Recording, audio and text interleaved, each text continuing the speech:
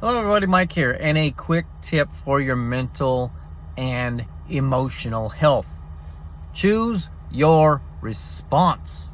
Now this is a concept that comes from a lot of people, but Abraham Maslow's very famous for saying within a stimulus and response there is a gap, and within that gap is our power. Now that's not the exact full-on quote, but that does highlight something for you and me.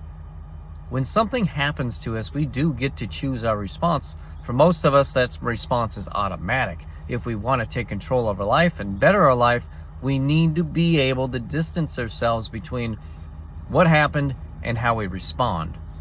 Once we do that, we can become very powerful and have amazing mental and emotional health. Now, as an example, today's Father's Day.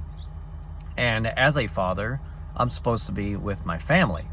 If you can't tell from the fantastic attire here, I'm not with my family. I'm at frickin' work.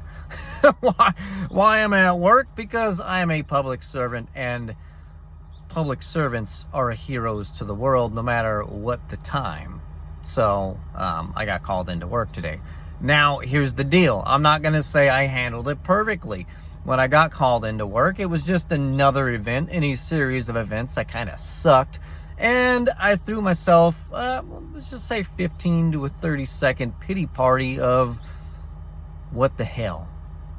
But once I got over that, I realized that, look, there's nothing I can do. This isn't my choice. It's things that happened. This is part of my job. This is part of my life.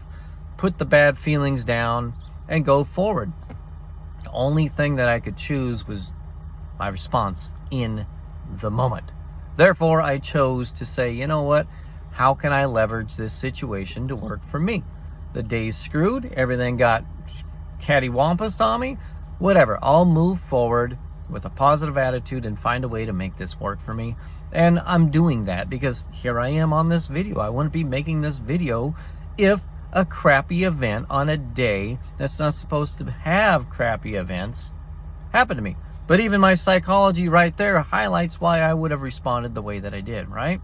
Our belief system's playing a big part of this. So, to summarize for you really quick, if you want better mental and emotional health, we must learn the art of choosing our response when something happens to us. Step in between the gap of stimulus and response and choose a response that is empowering for our lives.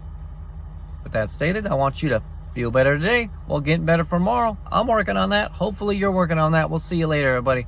Bye-bye.